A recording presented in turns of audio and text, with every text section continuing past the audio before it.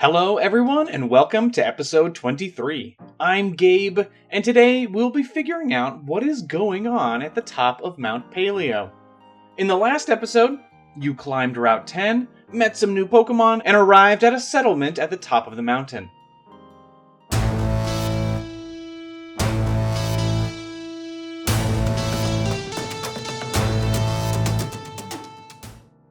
You peek your head into some of the smaller buildings here at the top of Mount Paleo. You see freshly poured cups of coffee, still steaming, but no researchers are in sight. Listening closer, you can hear muffled talking coming from the largest building at the very peak of the mountain. Climbing up there, you find Grant peering into the building through a window. Oh, it's you! I was worried you were another Team Arc member. It looks like all the researchers were captured by the remaining Team Arc grunts. Grant follows your lead as you sneak into the research building. Yes, it is time for our ice gym. The inside is a winding labyrinth of ice tunnels. There are quite a few icy slopes that you are forced to slide down without the ability to climb back up. These one-way paths make for a tough journey through the various frozen paths.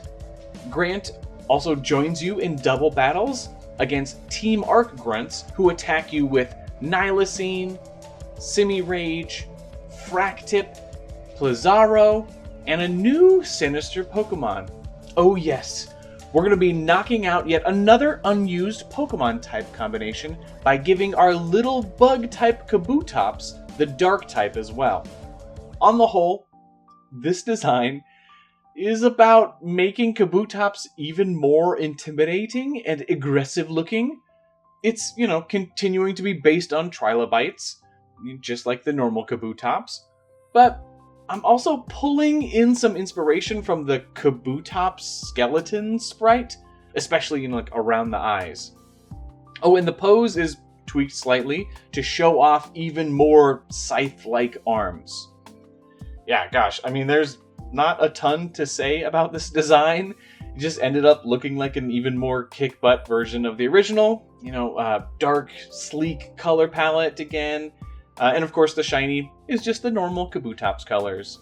Here is Primal Kabutops, the deadly bug Pokemon. Primal Kabuto, who have grown tired of taking hits on their tough shells, evolve into this aggressive dark-type Pokemon. Primal Kabutops are focused on defeating any opponent and will attack wildly if provoked even slightly. A trainer who befriends it will find a fierce and loyal guard, and its ability remains Swift Swim. I wanted to, give a nod to the fact that it is still based on an aquatic animal, and that doubles the Pokemon's speed in the rain. Primal Kabutops is a tough addition to have to face off against, but eventually you take out the remaining Team Arc grunts and make it to the main arena, where Psycad is talking to a group of tied-up researchers.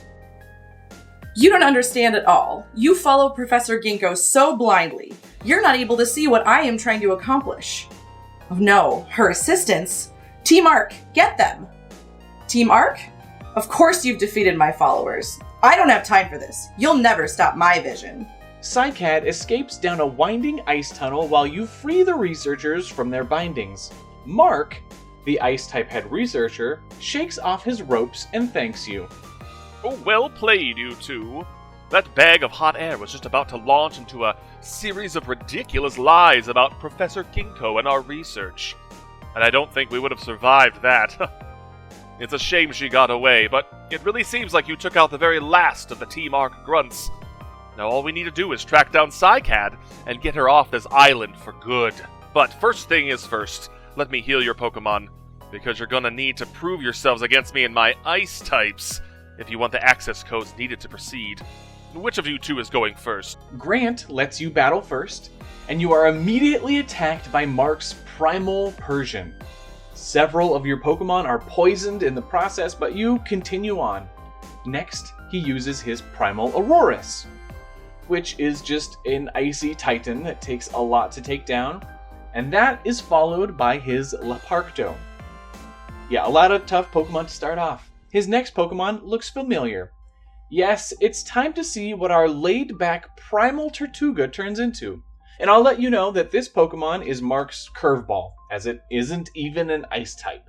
I like to throw those in there. A few of you had guessed that our Caracosta would be gaining the Psychic type. I had hinted that little Tortuga was using the pearls in its shell to sense the ocean's currents and navigate with ease, and we're going to have that sense further develop. The pearls are basically like crystal balls for this Pokemon, and I wanted a pose that would show how it is harnessing that psychic power. The idea that I had doesn't work as well when it isn't a fully animated sprite, but I like to imagine the pearls and the scales along its forearms that they glow and pulsate in series when it's focusing its psychic powers. But let's learn about a big brainy turtle friend named Primal Caracosta, the crystal ball Pokemon. The cool blue pearls on this massive Pokemon's body channel the ebb and flow of the ocean.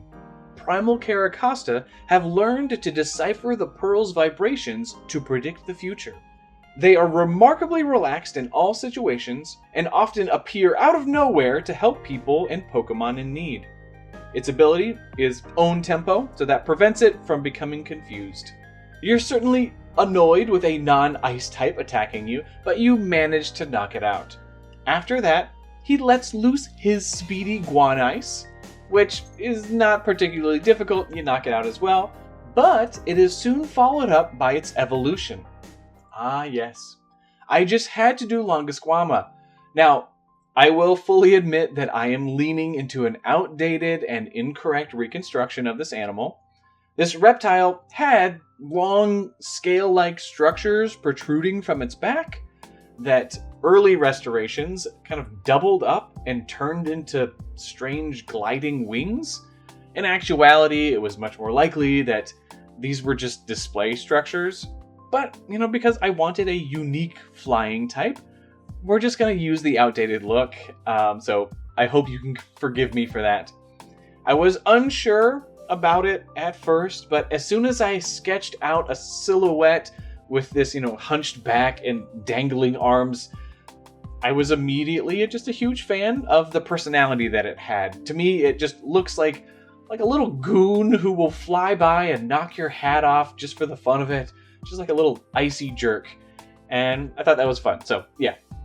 The cool colors persisted from the pre-evolution, and also, like the previous design, this one's shiny will get a warmer kind of green to show that it actually lived in a more temperate climate. Okay, this is Icequama, the ice glider Pokemon. This nimble flyer uses the frozen scales on its back to soar through wintry skies with ease. Icequama take advantage of their aerial superiority by swooping down and picking up unsuspecting prey with their long arms. They enjoy perching on their trainer's shoulders, but it is advised that you wear a winter coat and hat to avoid frostbite. Its ability remains Slush Rush, so that will boost the Pokemon's speed in a hailstorm. It is incredibly fast and hits pretty hard, but eventually you are able to knock out this flying menace. Well done! My ice types may be brittle, but they are often able to chill my opponents to the bone. I'm impressed that your Pokemon made it through. Give me your ID badge. You'll need this to follow and defeat Psycad. Mark is healing his Pokemon and getting ready to battle Grant as you leave the research building. You are able to follow Psycad's tracks as they dart behind buildings and disappear through the restricted access gate leading to Route 11. You open it with your new access code, but we will pick up from there in the next episode. Thank you so much for watching, and please leave a like if you enjoyed the video. As always, I would love to hear your thoughts on today's episode down in the comments below. A huge thank you to Mark for being our oh-so-cool Ice-type gym leader. Oh, and I also wanted to say thank you to everyone who wished me and Aaron well as we just tied the knot a few days ago. I'm a very lucky nerd. So lucky, in fact, that I just wanted to show you how she let me number a couple of the wedding tables. Because I love her, and I love dinosaurs, and I love Pokemon. I mean, They're just so cute. All right. I will see you all in episode 24.